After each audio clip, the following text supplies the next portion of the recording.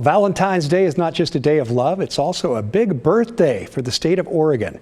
Today marks 166 years since Oregon was granted statehood, becoming the Union's 33rd state on February 14th, 1859.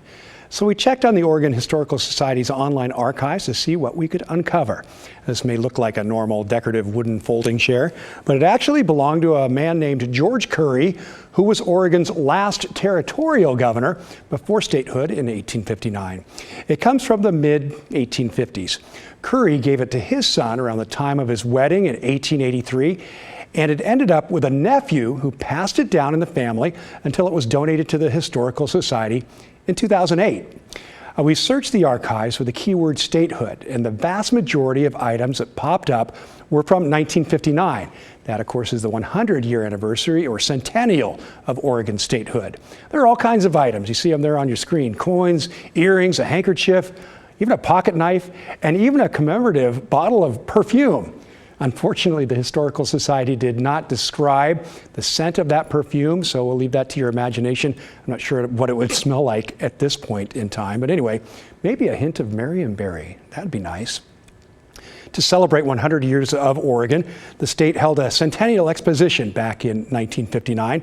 Over the course of 100 days along the Columbia River north of Portland, there was a massive arena, amusement park, a little bit of everything. In fact, one of the last remnants of the fair can still be found today. You know this one, watching over Portland's Kenton neighborhood. The 30-foot-tall Paul Bunyan statue along Denver Avenue was built to greet visitors on their way to the fairgrounds back in 1959. It's, of course, still there, and it is on the National Register of Historic Places. Well, since KGW has been around since the time of that fair, we found a report in the KGW vault from the station's 10th anniversary in 1966, showcasing film from Oregon's 100th birthday celebration.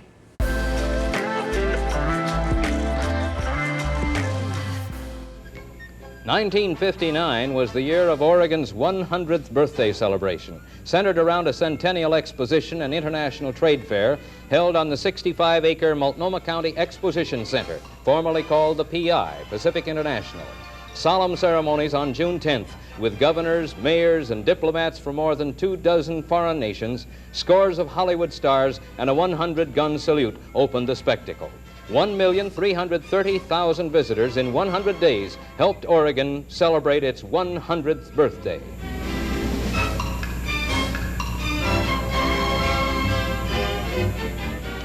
A picturesque wagon train attracted nationwide attention as 7 covered wagons set out from Independence, Missouri on April 19th to retrace the old Oregon Trail to Independence, Oregon.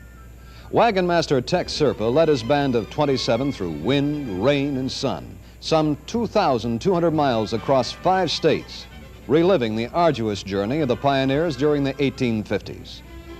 The wagon train was greeted by massive crowds everywhere along the way.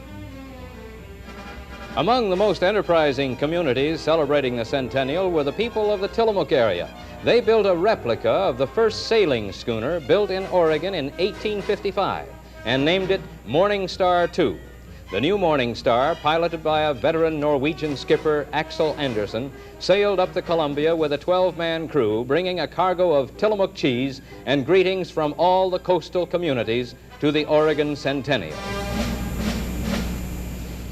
That is amazing film, isn't it? Something else, history there. Hey, maybe your family has some history, a relic from the 1959 centennial here in Portland. If so, we'd love to see what you've got. Send a picture and description to the story at kgw.com, or if you've got a story to tell us, call and leave us a voicemail, 503-226-5090.